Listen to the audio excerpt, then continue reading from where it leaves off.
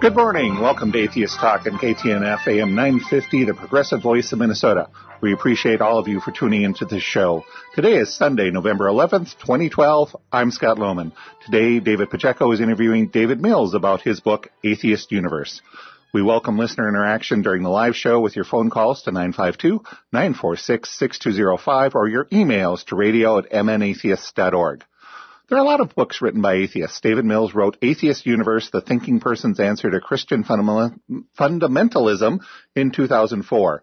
Mills takes on the basic apologetics that are currently used to explain why God is unnecessary to explain the universe's diversity, organization, and beauty. Using simple, straightforward logic, this book rebuts every argument that claims to prove God's existence. You can find links and program archives on the Minnesota Atheists website. David Pacheco and David Mills, welcome to Atheist Talk. Good morning, David. Good morning. I'm speaking to you from Huntington, West Virginia, where our president got a whopping 36% of the vote. I apologize. Needless to say, I voted for the president, but not West Virginia. Well, that's good to hear, David. It's been a very interesting week, and in fact, we're going to be talking a little bit about that later on in the show. I wanted to start off talking about the book, though, the Atheist Universe. Sure. Book released in 2004, re-released a couple of years later with some changes and updates and things like that.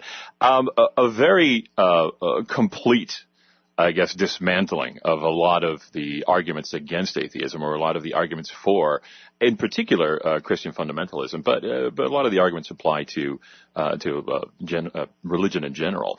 I wanted to ask you, though, as I was reading through this, who is the audience that you had in mind when you were writing this book? Would you say that was it a book when you started writing it was already for disbelievers in order to help bolster their talking points? Or was it something that you really wanted to say, listen, this is something that anybody, fundamentalist Christian all the way to atheist, could pick up and really end up being convinced of it at the end of it? Well, I actually wrote the book more to get my own thoughts organized than that I had a particular audience in mind. I never had any intention of ever submitting the manuscript to a publisher, because back then nobody bought atheist books. There were a few out. Bertrand Russell, Dan Barker, of course Richard Dawkins had several, but they weren't proliferating like they are today. And I didn't think it would be published. I never sent it to a publisher. So I self-published the book, and much to my amazement, it started to sell. And each month it sold more and more, and then the publishers started approaching me. And so that's really how it got started. But no one was more surprised by the success of the book than I was. Trust me. So you wrote this book really as kind of a way to organize your own thoughts on atheism. Yes. Organize your own understanding and your own responses to this kind of conversation. Yes. I'm 53 years old, and I have lived 53 years in West Virginia, as you can no doubt tell by my Appalachian accent. But that in a way was almost the best education you could have if your goal were to try to dismantle Christian fundamentalism, because essentially all of the people in this area are fundamentalists. I grew up in church, as I'm sure many, probably most of your listeners did originally. And so I was saturated with this, brainwashed with this. And so I wrote the book that addresses a lot of the common arguments that you would hear on the street or from your friends. Now, I don't in any way pretend to have the expertise of someone like Richard Dawkins or Christopher Hitchens or something like that. And but my book is more addressed to the common argument. Sure. Yeah, and that was actually one of the things that struck me, especially reading the first chapters in the section that is set up as an interview. I mean, these are not the theologically complex arguments. At least in the first chapter. I think it gets progressively more complex as the book goes on, but especially the first chapter, the interview section. These are not terribly theological complex arguments, but they are arguments that we hear all the time. Well, I actually It's funny, that's the first chapter in the book, and it was the last chapter that I wrote. I got to the end of the book, and I thought, well, I've got this argument and that argument and this argument that I hadn't included. But each one of the arguments wasn't enough for a full chapter. So I just strung together a few quick questions and answers. And I know from reader feedback that which was actually an afterthought, turned out to be the most popular chapter in the book. It seems like it, and I would hazard the guess that it's relatively popular because it provides kind of a point-by-point dismantling of these common arguments. It's very straightforward. Here's the question. Here's the answer, and it doesn't require a huge amount of knowledge about a lot of the topics it's talking about biology, about cosmology, in order to understand the simplicity of the responses. I mean, these are very, very straightforward responses to common questions. But what always surprises me, because none of these questions and none of these answers that are in this section are unavailable anywhere else. I mean, these right. are questions and answers that exist in thousands of pages on the internet, obviously. But what you've done, though, is collect them all together in one place, and I think that's one of the reasons the book is popular, is because you don't have to look very far to get all of these answers to all of these very, very simple questions. And I'm wondering where did you want to take that? Where did you want to give this to? Once it started being published, who are you trying to now reach out with it to say, listen, you should read this because this will give you the concise and concentrated set of information you need in order to have these conversations? Well, I think the atheist community, the free thought community, has made amazing progress in the last 10 years and has come so much further than I ever anticipated. But in answer to your question, I think many people grew up in church and they eventually drifted away from it, but they are fearful to call themselves atheists. And actually, they don't know what they are. They don't know what they believe. And so I hope to address some of the nagging questions that they might have in the back of their mind to maybe, like myself, help them figure out what they do believe. Is there, from all of the arguments that you're using, all of the discussions you have and all the questions, I find, especially when looking at mathematical theory, one of the things I find is there are some principles and some theorems that really strike me as particularly beautiful, that just kind of resonate within my mind because they just make sense and they click something in your brain. Something when you find a really beautiful theorem or a beautiful algorithm, they really just click something in your main brain. Maybe it's just because I'm a math nerd, but it does happen. Was there anything that in these questions and in these responses that really struck you as this is the one that if I had to use this one argument and I had to have this one discussion with somebody, this is the one I'd use because this one really resonates with me? Well, I think the best scientific attack on Christianity has to start with the age of the earth. In Genesis chapter 11, the genealogies start. And if you add up the genealogies from Adam to Noah, from Noah to Abraham, from Abraham to David, and then in the New Testament, from David to Jesus, we have an earth that is approximately 6,000 years old. Now, you'll never hear a television evangelist preach a sermon on that, and if you go to church today, you won't hear your local pastor talk about that, but they're stuck with that.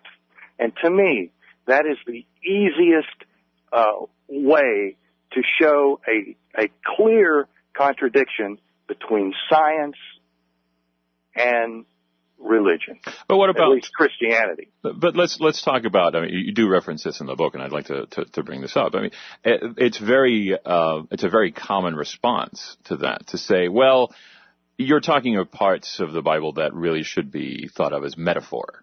A day is not really a day, or that's kind of the simplest response to it. But then there's a little bit more quote unquote complex responses, like saying, well, the principles of physics aren't the same now as they were then.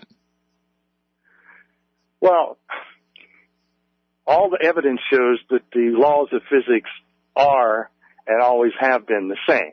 And if someone argues the contrary, then it's up to that person to show the contrary. It's not up to us. Yeah, so you're talking about the principle of the burden of proof there to say, listen, Yes. if you're telling me that the speed of light was somehow different millions and billions of years ago, then where is the proof of that happening, and why? Right. Why does that mean that is different today? Right. And if the fundamentalists can say that the genealogies are a metaphor, then we can say that God is a metaphor. Sure. I don't know what a genealogy would be a metaphor about or for. You know, it's a simple list of names and numbers. It's kind of like a telephone book. I don't think the telephone book is a collection of metaphors. So they're stuck with that. Even the very first verse in the Bible, in the beginning, God created the heavens and the earth. Well, we know that the earth is about 5 billion years old. We know that the universe, the heavens, is about 13.7 billion years old. So we have in the very first verse of the Bible a conflict between science and Scripture.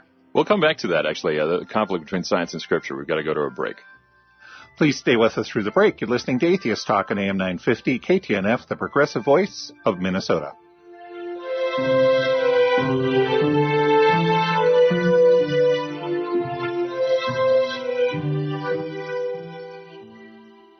This holiday season, you can buy American-made products right here in Wyoming, Minnesota. We built the first retail store and the first online store at UnionLabel.com to sell made-in-America products, cookware, clothing, toys, and handmade gifts. We sell union-made and American-made products like Carhartt, New Balance, and Nordic Wear. Visit our retail store or shop online at UnionLabel.com. When you shop made in the USA, you are the job creator.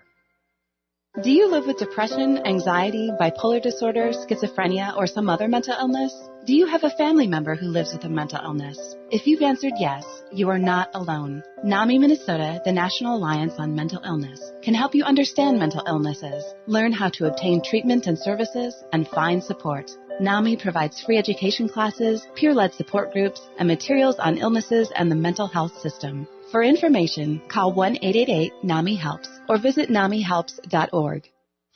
Don't believe in God? Join the club. Humanists, atheists, and freethinkers have joined the American Humanist Association since 1941 to advocate for progressive values and equality for non-theists in America. Located in Washington, D.C., the American Humanist Association lobbies Congress on humanist issues, protects the rights of atheists in the courts, and supports more than 140 local chapters. Visit us at AmericanHumanist.org or find us on Facebook and Twitter to learn how you can join the club today. There are those that say that the recent severe storms are God's judgment. There are those that say humans are causing climate change. Humanists know that knowledge of our world comes from observation, experimentation, and rational analysis, not from reading horoscopes or old writings. The Humanists of Minnesota are a group of humanists, agnostics, atheists, freethinkers, and others interested in finding rational and science-based solutions to our problems. Find meeting times and locations and more at humanistofmn.org. Like us at Facebook, too, or call us at 651-335-3800. The responsibility for our world is ours and ours alone. Hi, my name is Mickey McCabe, and I'm the owner of Cucumbers Restaurant at 75th and France and Edina. If you've never been to Cucumbers, it's a buffet-style restaurant with a huge variety of salads, homemade soups, bakery items, and hot entrees that change daily and nightly. Plus our always fresh fruit and delicious ice cream. We're open for lunch and dinner, but Sunday brunch is my favorite time at Cucumbers.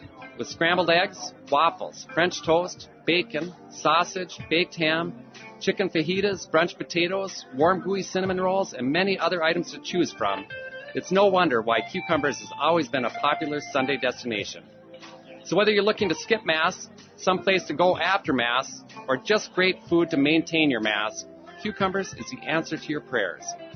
Bring in your church bulletin or Minnesota Atheist newsletter and receive a $2 discount off the buffet price. Cucumbers, one heavenly buffet at 75th and France and Edina.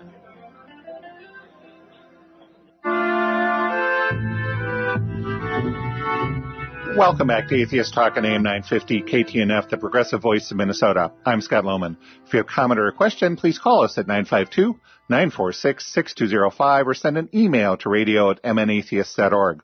Also, we want to invite you to join us for brunch this morning at Cucumbers. We'll be meeting there about 10:30. And now back to David Pacheco and David Mills. David, once again, thanks for joining us on the show today. We were talking before the break about the conflict between science and religion that seems to pop up over the centuries. And I was struck by one of the sections in your book where you're talking about scientific theory as a description of the laws that seem to rule over the physical universe. And that's really all it tries to be. It doesn't impose in any sense. It's a description of what we see. And it's just that set of laws, what we call scientific theory today, is just the set of laws that happens to best describe what we observe in the physical universe. Yes. When people will often ask, well, who created the laws of physics? And the answer is that human beings created the laws of physics. For example, Newton had his theory of gravity. Einstein modified the theory. But as far as gravity itself, we, to this day, have almost no understanding of how it operates. And that's we can describe how fast something will fall, that we have to be traveling 7 miles a second to escape Earth's gravity and go into orbit. But the actual mechanism is to this day, a deep mystery. The laws of physics are human inventions and are therefore subject to revision or outright rebuttal. But people tend to think of the laws of physics as something immutable that could only come from God. And this is one reason I think people believe in God, because they do see that there is some regularity in the universe. I think, as Carl Sagan said, we're located about equidistant between absolute order and absolute chaos. We're somewhere in the middle, which is about what you would expect if we came about through more or less random circumstances.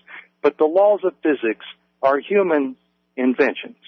And they're human descriptions of the things that we see. And you reference, we're in a midpoint here.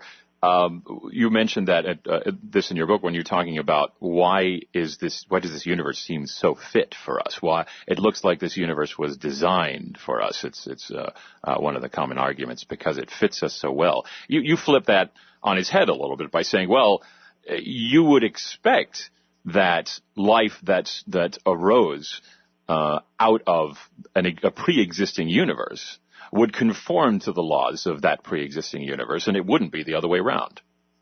Well, yes, there would be two possibilities. The creationist argument would be that the universe was tailored to fit human specifications.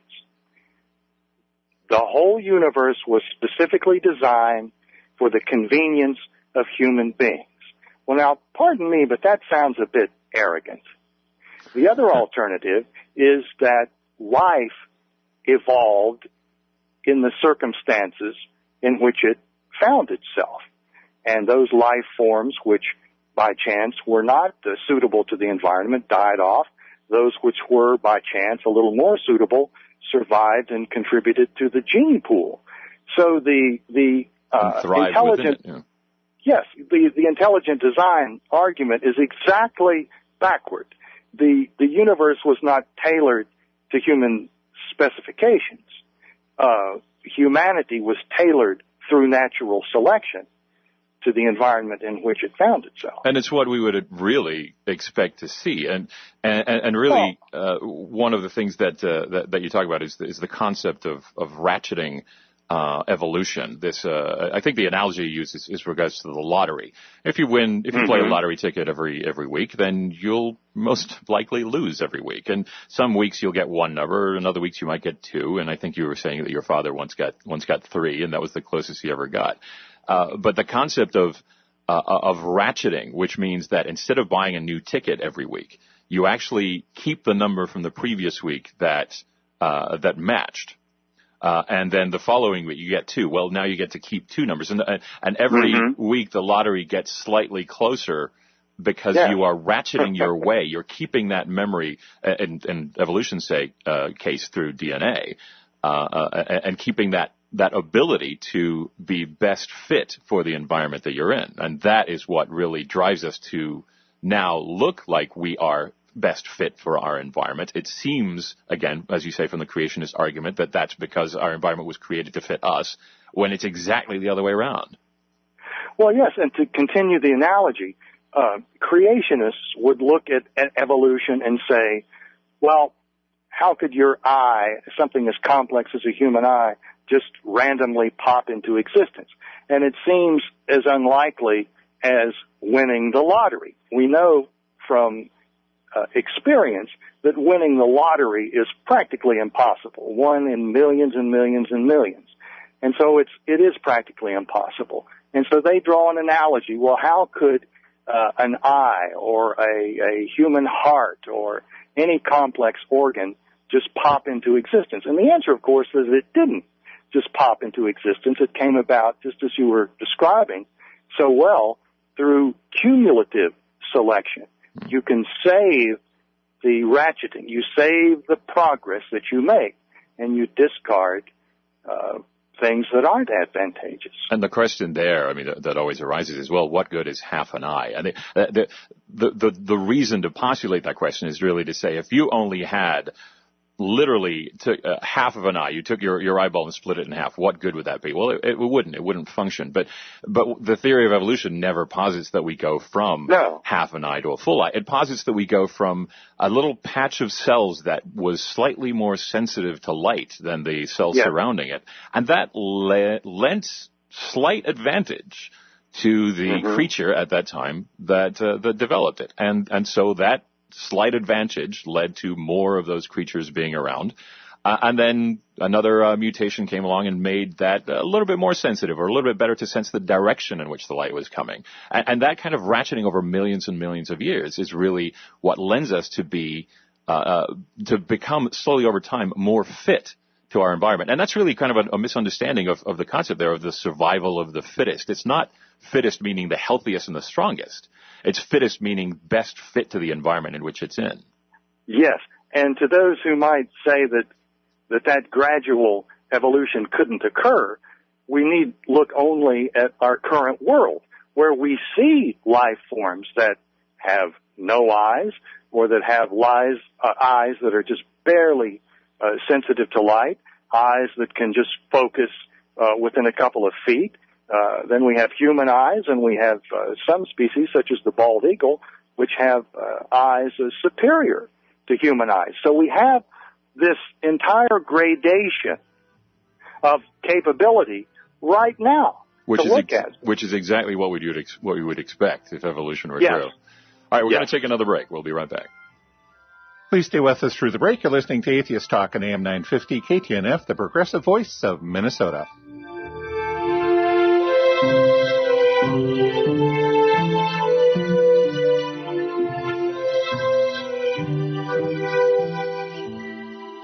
AM 950's 9th Annual Blue State Ball will be taking place Saturday, January 26, 2013. It's all happening at the Marquette Room at the Hilton Hotel in Minneapolis. The Blue State Ball brings our listeners together for a night of fun to celebrate the fact that Minnesota is still a blue state. This year's special guests include Ed Schultz, Tom Hartman, Mike Papantonio, Norman Goldman, John Fugelsang, and more. Make sure to bring cash because the bar will not be accepting credit cards. Again, the bar will be cash only. Tickets are $25 in advance or $30 at the door, and they will make that perfect holiday gift for all your progressive thinking friends and family. Taking place before the main event will be a pre-reception with open bar and appetizers. This will be your chance to schmooze and get your picture taken with the special guests of the evening. Pre-reception tickets are $75 in advance and $100 at the door. Advance tickets will only be available through 5 p.m. on Tuesday, January 22nd. So come on out and support AM 950 at the Blue State Ball for an evening of fun and celebration Saturday, January 26th.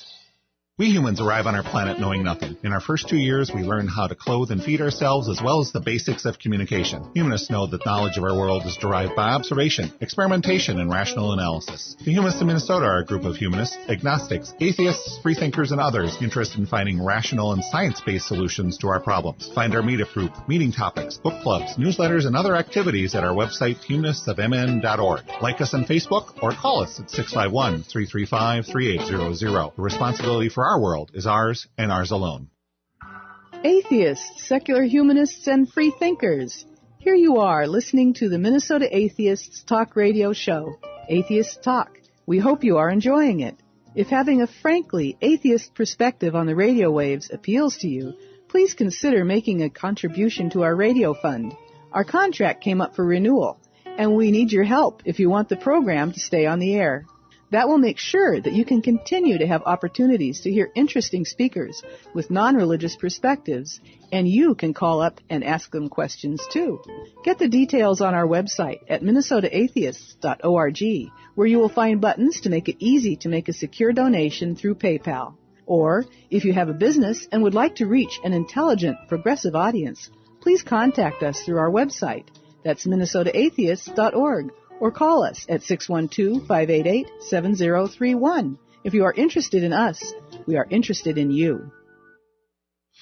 Don't believe in God? Join the club. Humanists, atheists, and freethinkers have joined the American Humanist Association since 1941 to advocate for progressive values and equality for non-theists in America. Located in Washington, D.C., the American Humanist Association lobbies Congress on humanist issues, protects the rights of atheists in the courts, and supports more than 140 local chapters. Visit us at AmericanHumanist.org or find us on Facebook and Twitter to learn how you can join the club today.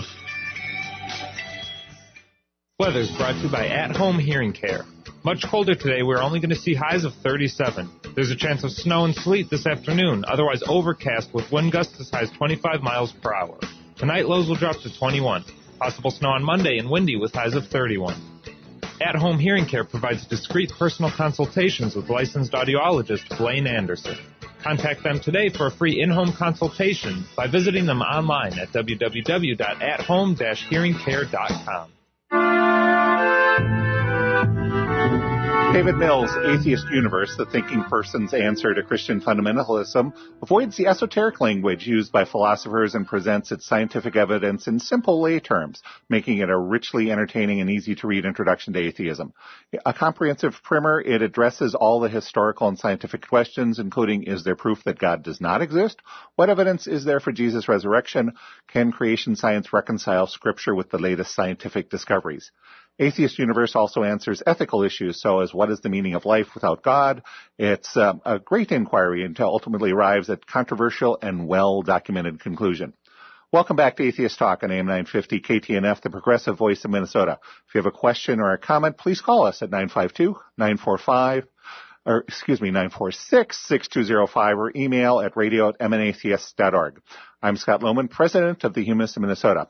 And David Pacheco and David Mills, welcome back. But David Mills, we got a email question that was sent in, and it says, first, thank you for your book. The chapter, The Myth of Hell, greatly contributed to my path to disbelief. Can you summarize for the benefit of any believers who might be listening? And this is from Chuck in Burnsville. Oh, well, thank you so much for your comment. You know, to me, one of the most pernicious things about Christianity is this idea that if you don't measure up, if you're not of our beliefs, you're going to burn forever in a literal hell. And I can remember as a child just being terrified by that. Now, the chapter in the book, to answer the gentleman's question, points out that God, if a God existed, would not create a hell simply because it would serve no beneficial purpose. That we're assuming there is a God, and we are assuming he is a rational being, that what he does has a purpose. Well, there would be no purpose, no benefit in creating hell. The only purpose it would serve would be to make people suffer. Now, you could believe that God would be cruel and wanted his own creation to suffer. If that's your idea of God, But the popular idea that God is loving and all-powerful and benevolent is indeed contradicted by this nonsense of hell. And that's really the one thing that irks me the most. If somebody believes in God, as Thomas Jefferson said, what does it matter to me if my neighbor believes in 10 gods or no gods? But it does bother me if my neighbor's telling my child that she's going to burn in hell forever. Now, the reason you talk about this in your chapter, The Myth of Hell, the reason why this doesn't make sense is because the concept of hell as punishment. Now, there are three main reasons you mentioned in your book about why you would want somebody to suffer punishment. And the first one is you want to establish a precedent that will benefit society as a whole because it's going to serve as a deterrent. People aren't going to do that activity if they know they might receive punishment for it. The second one is the second reason you have this kind of punishment, why we send people to prisons, is so that we can separate that person from the rest of society, the society that they might otherwise injure or whose rights they might violate if they were still present. Charles Manson, for example, if he were still in society, there'd probably be more murders.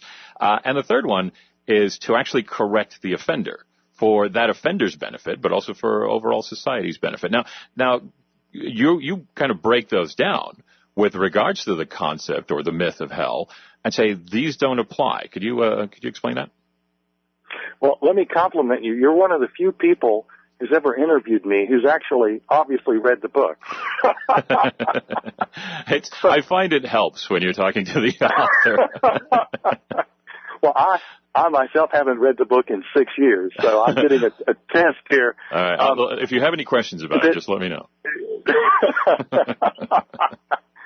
Well, the three reasons for punishment that you enumerated, deterrence, separation, and correction, again, would have to fulfill some purpose.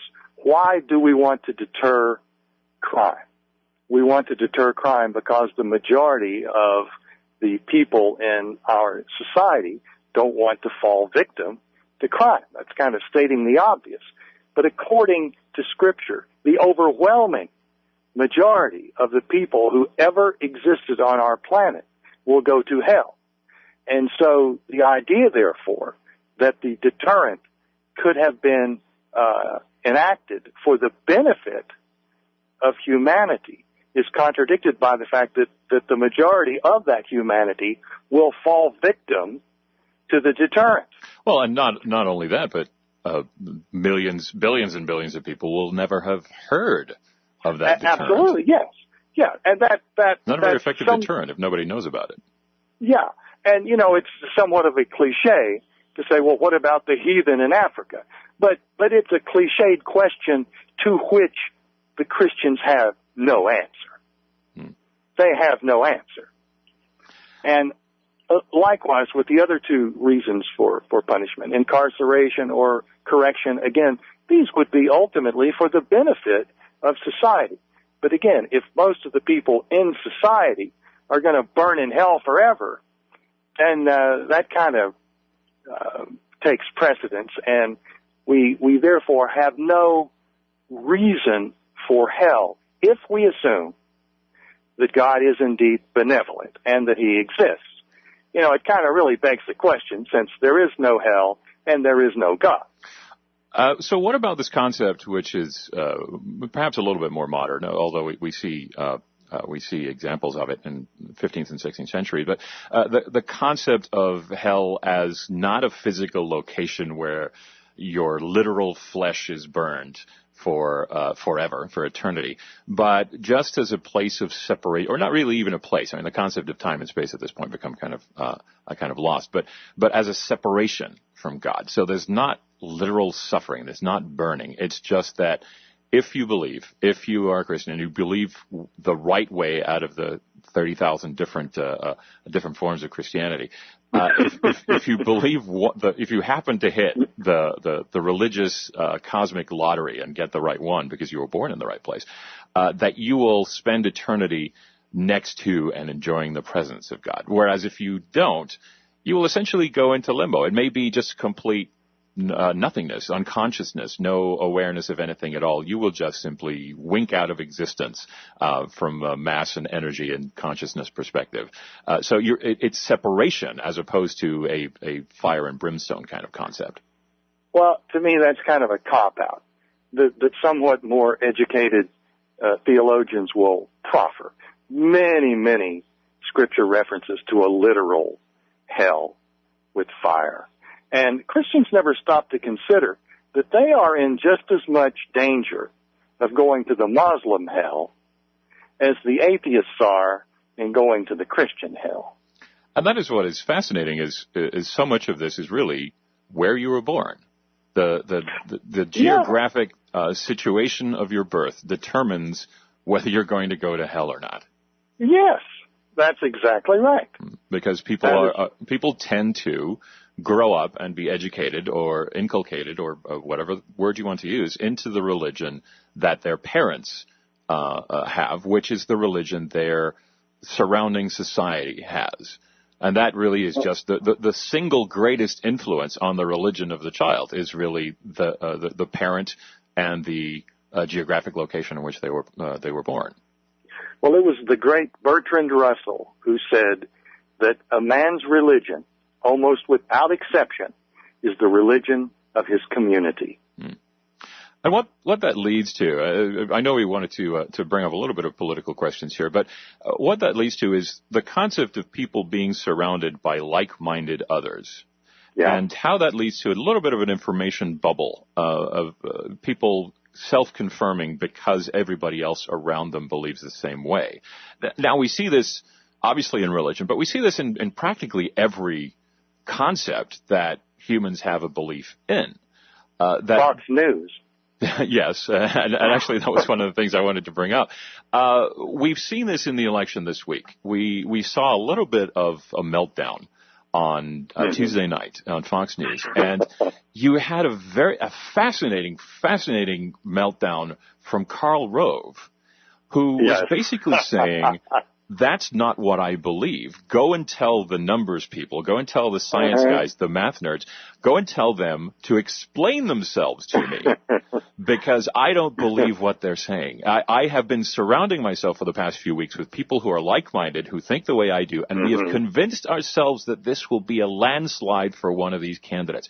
And so when reality intrudes, it was fascinating to watch this complete dislocation of logic to get this guy who's actually telling the math people, you need to justify science to me.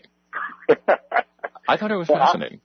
I'm a huge fan of Nate Silver, who's the New York Times pollster, who picked 50 out of 50 states. He did an awesome job. That was fantastic.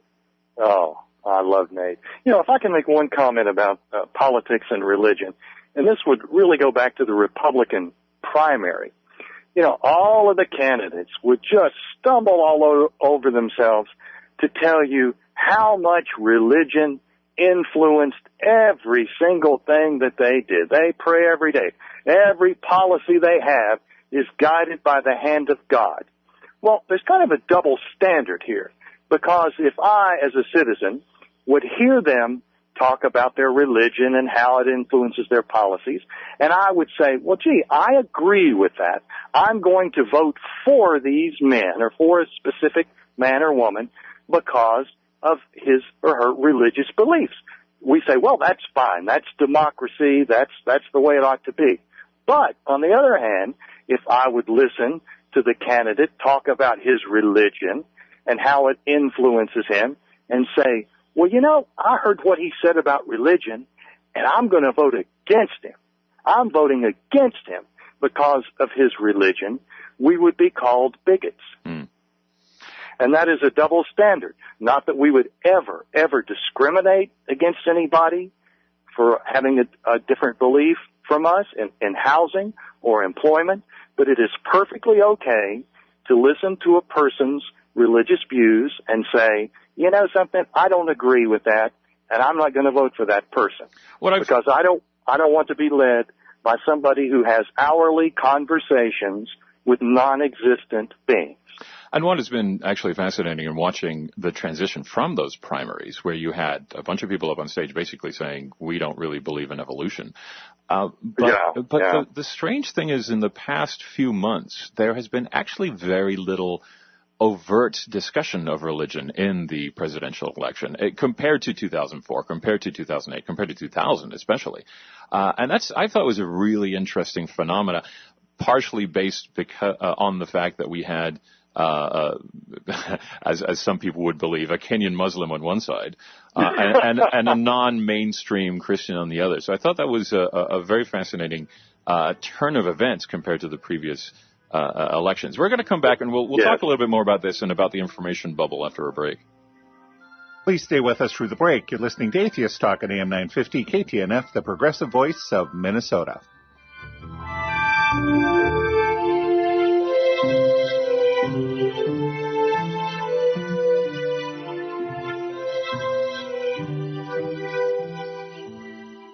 Berry Blends in Eden Prairie salutes our troops. This Veterans Day, thank them for their courage. Honor all of those who have given their lives in the line of duty. They are America's true heroes. This message is from Berry Blends in Eden Prairie, offering taste treats all waiting to tempt you. Stop by and enjoy a cooling and refreshing smoothie or your favorite juice. Call 943-0005. 943-0005. They remind us that because of the brave, we are the land of the free. Are you thinking of buying or selling a home? Edina Realty's Duck Wall team, your hosts of the Twin Cities Real Estate Radio Show, have put together a free, no-obligation buyers and sellers coupon book and reference guide. This is filled with lots of information and great deals from local companies. The book has coupons for carpet cleaning, movers and painters, to title work and much more. Contact us by phone or online at duckwallteam.com to request your free book today.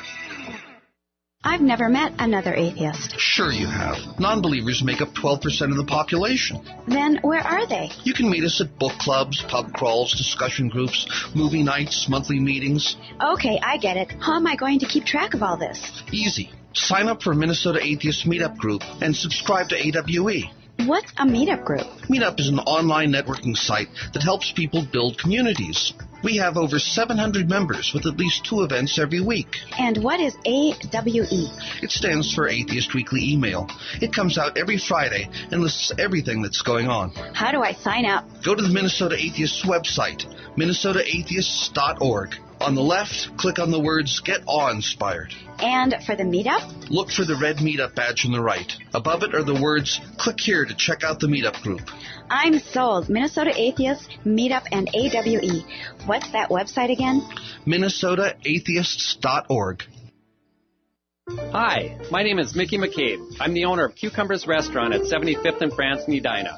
Many who have dined at Cucumbers are of the opinion that our buffet has evolved from an older, more country-style buffet. They look at our 50-foot salad bar and can imagine a smaller ancestor with far fewer choices. An ancestor that didn't offer as many hot selections or have a bakery with fresh-baked muffins and breads. Didn't offer homemade soups and lacked the fresh fruit and ice cream bar that Cucumbers customers have grown to love. But some will say, where are the transitional buffets? In addition, they look at everything that we offer and say that Cucumbers is irreducibly complex. If you were to move just one of our offerings, the entire buffet wouldn't function. Well, I would like to think that Cucumbers was intelligently designed, since I helped design it. But at the same time, it truly is an evolutionary step up the buffet ladder. And as always, if you bring in your atheist newsletter or church bulletin, you will receive a $2 discount off the buffet price. Cucumbers, one heavenly buffet at 75th and France in Edina. Welcome back to Atheist Talk on AM 950 KTNF, the progressive voice of Minnesota. I'm Scott Lohman. Before we go back to our discussion, I want to thank our sponsors, Cucumbers Restaurant at 75th and France in Edina, and the Humanists of Minnesota. We sincerely appreciate your support and the support of all our contributors, no matter how much you give. You can find more information on the Humanists of Minnesota at humanistsofmn.org. Our music is composed by member Brent Michael Davids. On Saturday, November 17th from 10 to 12 at the Nokomis Community Center in Minneapolis, join the Humanists of Minnesota for their monthly meeting. This month, Amy Damon will talk about global hunger. On November 18th, join the Minnesota Atheists at the Ridgedale Library as David Pacheco discusses the results of the recent election and its effect on church-state separation. After the show, join us and others from the Free Thought community for brunch at Cucumbers at 75th and France in Edina. Check the schedule for book clubs, discussion groups, pub calls, movie nights, and other gatherings throughout the year, as well as sign up for meetups, listen to podcasts of previous programs. Subscribe to Atheist Weekly Email and become a member all at MinnesotaAtheists.org. And now back to our final segment with David Mills. David, once again, thanks for coming in with us today. I actually do want to make a quick clarification. The 18th, it will actually be Scott Brush from Americans United for Separation of Church and State, he's the president of the Minnesota chapter. I will unfortunately be unavailable, but we will be talking about the results of the election, and that's a good segue because I do want to talk to you, David, in this last section. This has been a fascinating election season. It was a fascinating election. We had 20%, according to exit polls, according to CNN exit polls, 20% of people coming out of the polls said they were non-affiliated when the question came up to categorize their religion. Now, that means atheists. It means agnostics. It also means people who are spiritual or religious but don't necessarily have a specific organization that they belong to.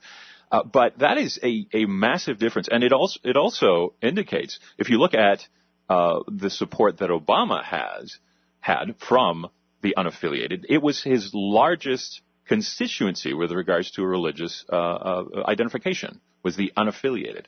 And I think that is fascinating. I think that is absolutely a major, major demographic change. But we've seen, one religiously funded amendment in Minnesota fail, the marriage amendment. We've seen 3 states that have now allowed same-sex marriage. We've seen a lot of extreme religious positions, and the senators and congressmen who held them be rejected by the electorate. So from your perspective, and with everything you've written about in this book, how do you think the religious right, especially, are going to respond to that, to this really clear statement, in my mind at least, really clear statement that the electorate has sent out last Tuesday? Well, the Christian fundamentalists have so hitched themselves to the Republican Party and vice versa that whenever one is on the decline, the other's on the decline.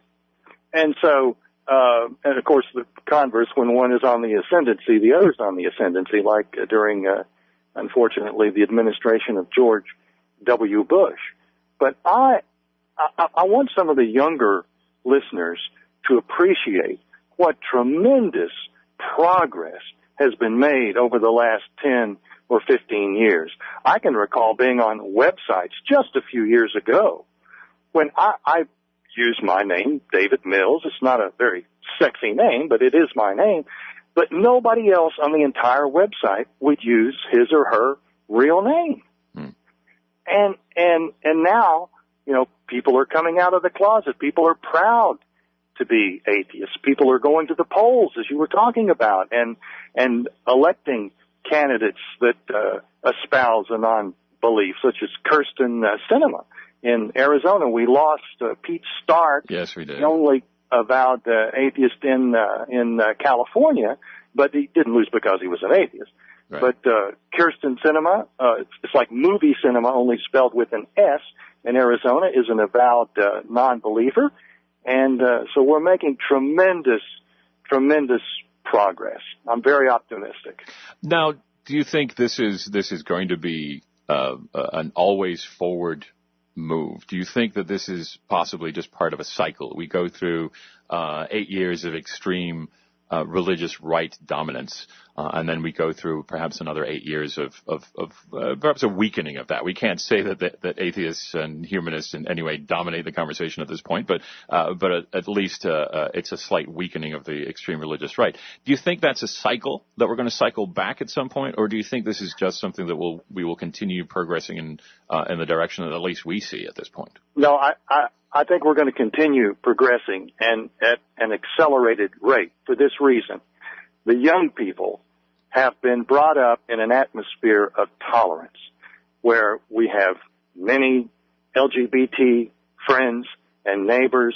And once you know somebody, it's hard to have the hatred that you can muster if you never met anybody like that. If you read in the Bible that homosexuality is a sin and they're going to burn in hell.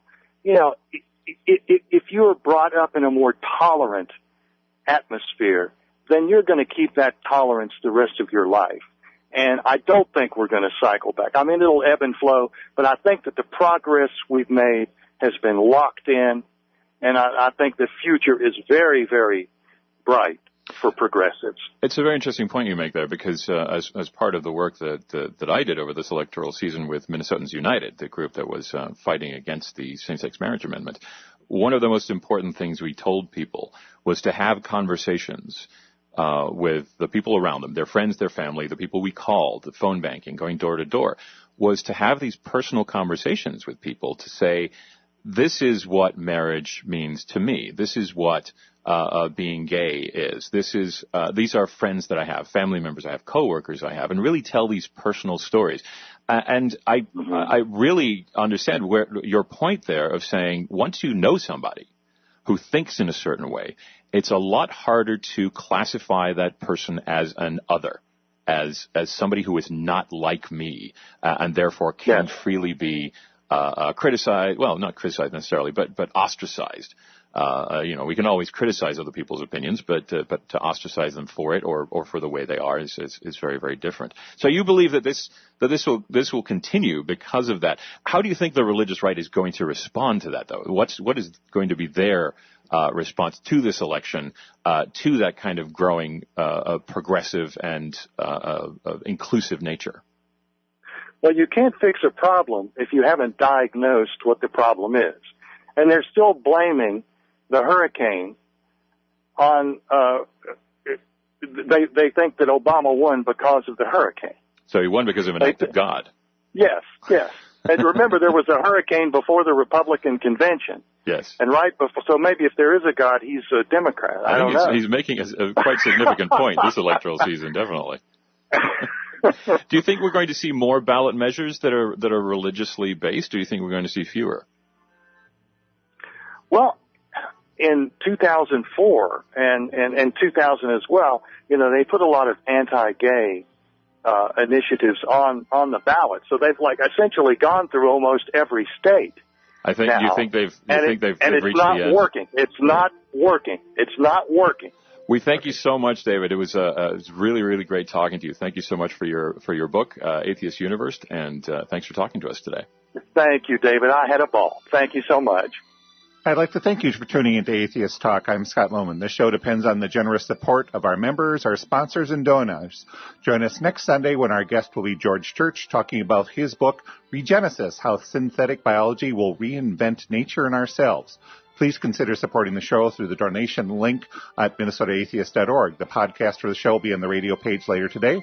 This has been Atheist Talk on AM 950 KTNF, the progressive voice of Minnesota.